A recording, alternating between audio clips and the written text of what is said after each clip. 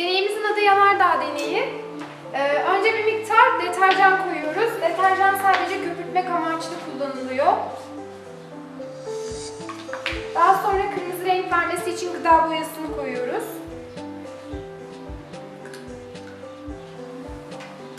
Bir miktar sirke, sirkemizin ana maddesi de asetik asit.